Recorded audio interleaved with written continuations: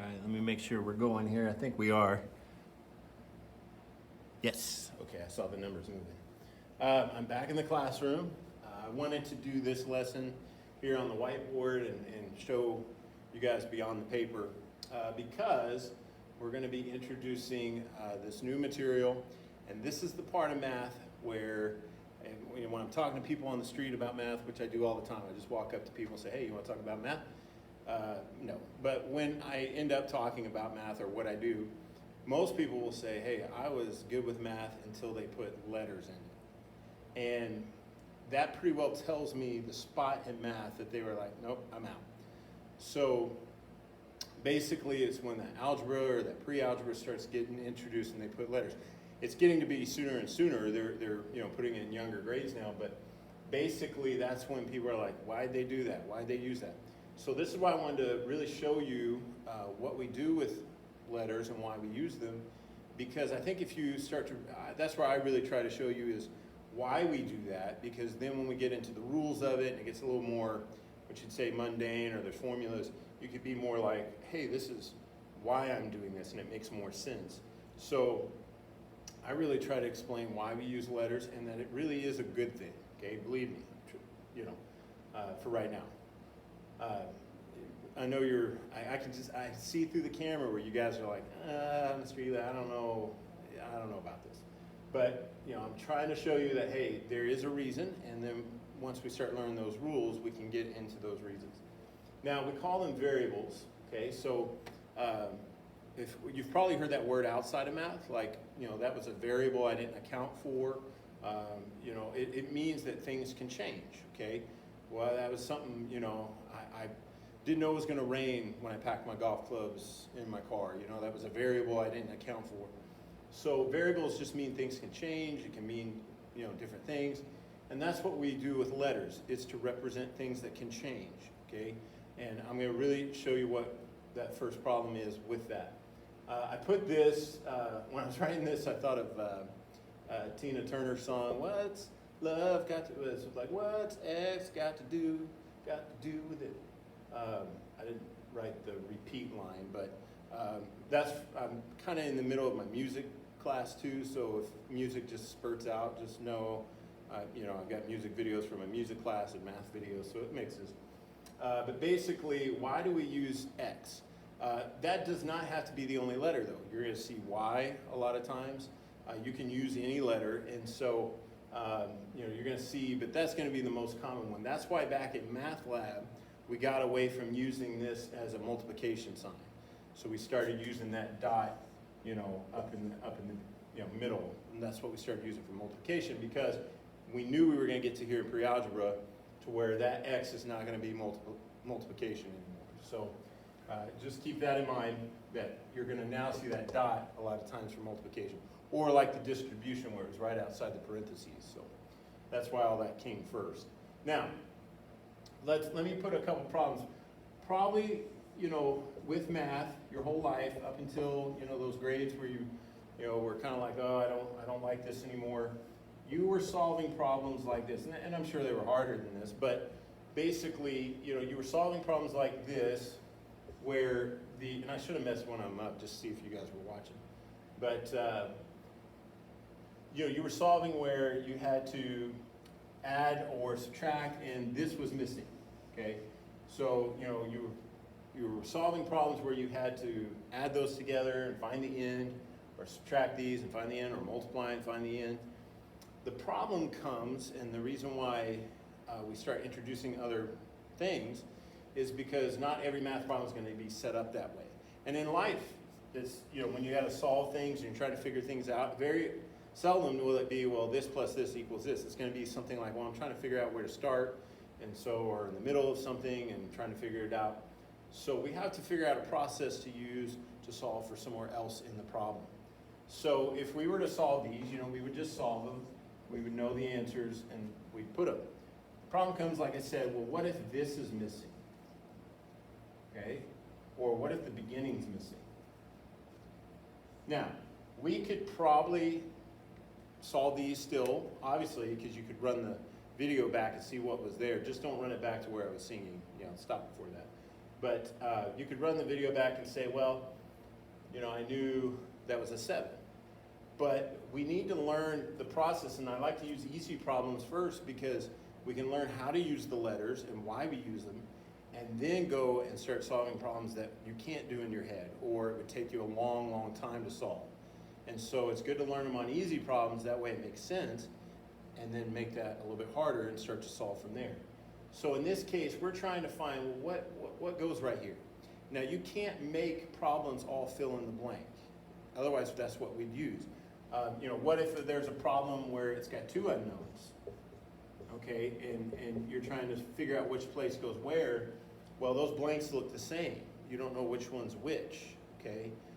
So you can't just use fill in the blank all the time. And another thing that you can't use is just symbols, you know, because it'd be easy to just pop a question mark right there and say, hey, what's the answer to that? And, you know, that'd be easy, but then the problem comes like right here. Well, which question mark is which? You know, which one goes here, which they look the same. Another thing is you basically run out of symbols in math because we already use a lot of them. We already use the dot, you know, the period, for decimals and for the multiplication in the middle. Or you're gonna find out, you know, this right here, if you get into algebra 2 or factoring things, that stands for a factor of something. So you know, you factor a number down. So there's symbols, the pound sign, you know, that's already represents number in math. So, you know, there's just only so many symbols, and really those aren't very good to use because they all look the same, and you have very limited amount. So that's why it's good. Okay, so what could we use then that we could differentiate, and we've got a lot of? Well, that's the alphabet. And so, you know, if I put an X there or a Y, okay, I can differentiate. Like if I put an X and a Y here, then I know which one when I'm done goes here and which one when I'm done goes here, because the X looks that way and the Y looks that way. And so, you know, it keeps them separate. You can use multiple letters in a problem, and so that gives you that ability. Now, I would highly suggest if you're solving problems with letters, that you use letters that make sense. A lot of times you can do that. Like if you're trying to find out, well, how many boxes do I need to move, and I'm, you know, I'm trying to solve the boxes, but you can use the letter B, okay? You know, and so that's where you can use letters that make sense. Now, you are gonna see the most common in algebra are X and Y. And so, you know, but it doesn't have to be. There are a few letters down the road that that kind of off limits as we get further into math, but right now there's really no limits. We could use any letter. As we get further, there's gonna be some letters that are gonna be pretty well used for certain things almost all the time, so we stay away from them, but that comes later. But basically, you know, here's an example. Okay, well, I was talking about variables. In this case, Y stands for something. We already knew Y was 7 here, okay? But that's where it's a variable, because the next time in the other problem, Y, if it's not 7 anymore, okay? Doesn't represent 7. Because if I plugged in 7 there, 7 minus 2 is not 4, okay? So in that case, I gotta figure out, well, what is Y? And so if I solve for that, in that case, Y is 6, okay? So that's an example of where the Y can change, but in this problem it represents 7, and it's always gonna represent 7 in this problem right here. And in this problem it's gonna represent 6. But from problem to problem, it can change, okay? You can have it represent different things. So it's nice because, hey, I solved for Y in this one, this is my answer, I'm done. You know, that's what we do. And in this problem, you know, I start over and I solve. Now we'll get into the process of how we solve those later, but I just want to introduce, like I said, the letters. Now I'm going to do a problem that's a little bit harder, and I'm just going to show you why this becomes very useful, and how, you know, later down the road, and this one's not even that hard, but it's something that you can see, hey, you can solve that pretty quickly by using letters if you know how to use them. So don't panic when I do the steps of it, because I don't want you necessarily have to learn that right away, but just see how I use letters to that goal. Okay, so let's say I had a class of 18 students. And let's say I had twice as many boys as girls. And that's all I knew about the class. And let's say I was going to plan something where I wanted to give a little gift or something I wanted to, or let's just say I was setting up a class or something in elementary and I was trying to figure out, anyway, whatever the problem is, I could say, well, I know going in I have twice as many boys as girls and I have 18 students. How can I figure out how many boys I have, how many girls I have in the class? And we're going to use what we call an equation. And we're going to, here pretty shortly in the next couple lessons or so, get into equations and be solving them. But that just means that there's an equal sign in the problem. That's where that first little part comes from, equations. It's got an equal sign. So that when you're done with that problem, you can say y equals this or x equals this. Okay, so we're going to set up an equation, and I'm going to say, well, all I know is I've got girls plus boys equals 18. However many girls I have, however many boys, I equal 18. And so that just shows you how I can set it up, how letters are useful. When I'm done, whatever this ends up representing is going to be how many girls. And some of you guys may already solve this. Like you could, if you want to pause it and solve it real quick, you could solve it and probably figure it out in your head. But like I said, you get much harder, and to sit and try to figure that out takes time. And this really will, you'll see if I do it, quickly, that you can solve really hard problems pretty quickly. So in this case, I've set that up. Now, you're going to learn later, I can't just combine those two things. Don't worry about that yet, but I'm like, I can't just combine them. But what I can do is say, okay, however many boys I have twice as many girls, okay? So let's say I have, and this is not the number it's going to be, I just want to show you, like, let's say I have 50 girls. Well, then I just do 2 times 50, and that's going to give me 100 boys.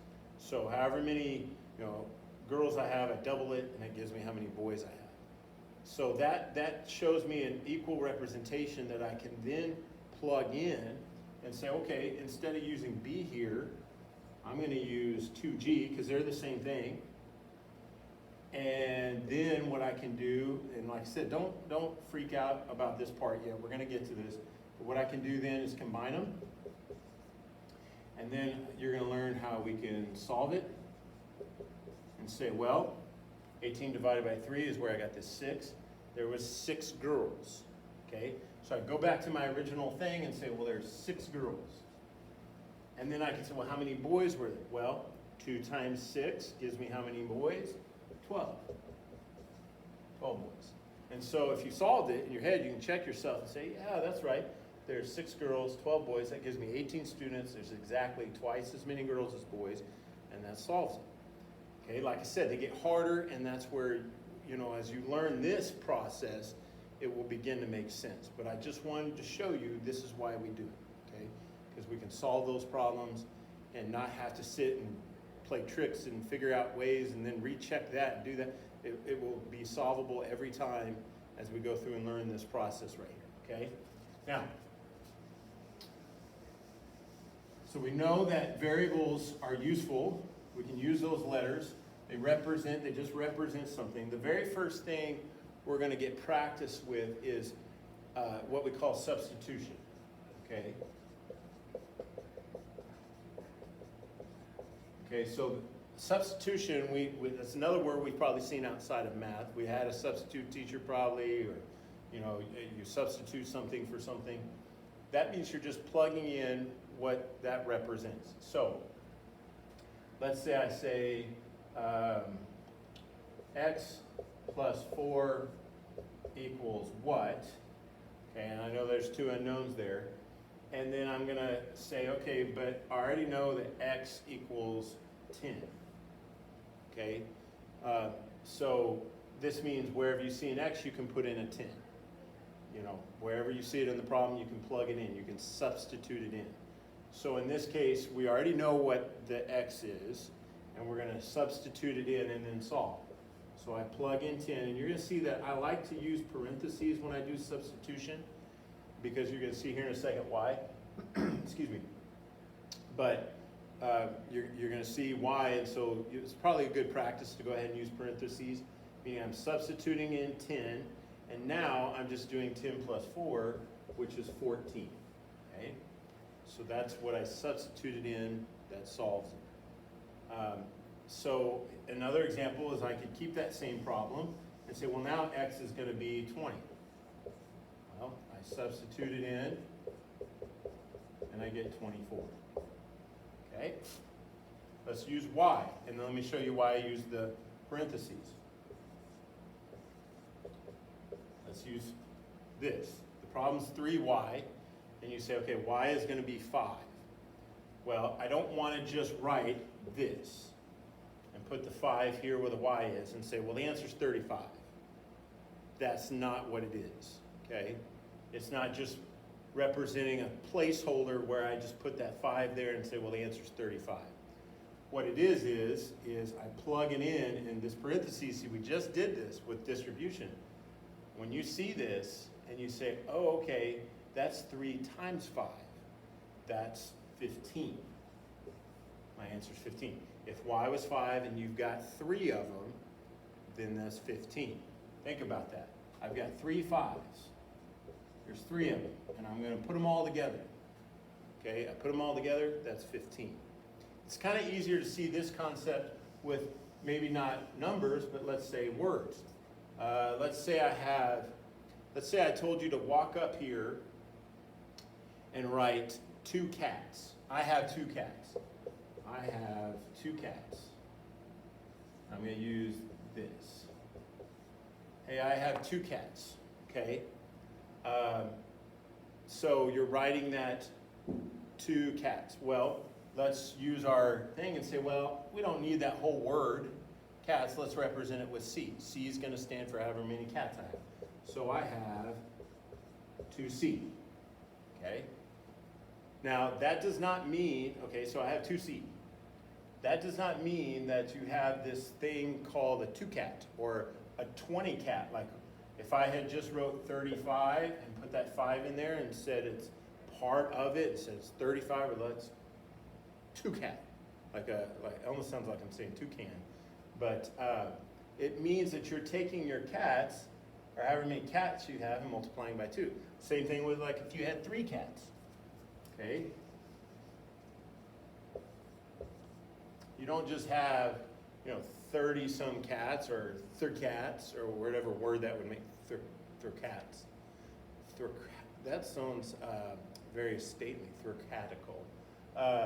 That's for Dr. Kennedy with Latin. But I have 3 cats. No, it's 3 times cat, so it's 3C. Okay? So, when you are writing these, that's why it's important, to say, okay, I'm using this parentheses to show you that I'm just plugging in whatever letter. Let's use G this time, like I did with the girls. And remember, boys was 2 times girls, and we found out the girls, there were 6 girls. So I took 2 times 6. I didn't say 26. I plugged in the 6 and said 2 times the girls. So 2 times however many girls there was gives me 12. Okay? And there was 12 boys. So that's what you're doing when you're substituting. You're plugging in what that represents and then solving. Okay? So that's where we're going to start with this, and then we're going to build to where we were doing those equations. But I wanted to give those examples of how we plug that in. Now, anything else, it's like, like I said, you could say, x plus 10 equals negative 2. See, we're going to get negative numbers because we've done that. Well, that's where you're going to say, oh, sorry, I'm doing a solving one. Let's say I go to substitute and I say x is negative 12. Well, then I plug that in and I get negative 2. So I plug it in, I substitute it in, and I get negative 2 in that case. So we're just going to start about plugging things in, substituting them in, and solve from there. Okay? One last example would be a division problem. So, you see addition and subtraction is the same thing. Y minus 4 equals what, and y is 10. Well, then you just plug it in, 10 minus 4 is 6. So that's subtraction, addition. I just showed you multiplication, but what about division? So division would look something like this now, because we try to always condense in math. They're going to use a fraction, but for now they're going to come out even. But you say y divided by 5. Remember, a fraction is this divided by this. We learned that in math lab. So let's say y is 20. Okay, I'm just going to plug that in, use your parentheses. 20 divided by 5 is 4. Okay, so you're just plugging it in where it goes and then solving the problem from there. So that's what I'm going to have you start with this. Let me put some practice problems up there and then we'll check them and build from there. Okay, so let's do x plus 8 equals what? And x is going to be 9. See, y minus 7 equals what? And y is going to be negative 3. It's going to give you some practice with integers, so you plug that in, negative 3 minus 7. Okay. Let's do 3c, and c is going to represent 10. Let's do another integer one. Let's do x plus 15, and let's make x negative 10. Okay, and then let's do a division. So y divided by 10, and let's make y 50. Okay, so start with those, go through and solve them, and then tell me what the answers are. Turn in your photo, and then upload it, and we'll go from there. Thanks, guys.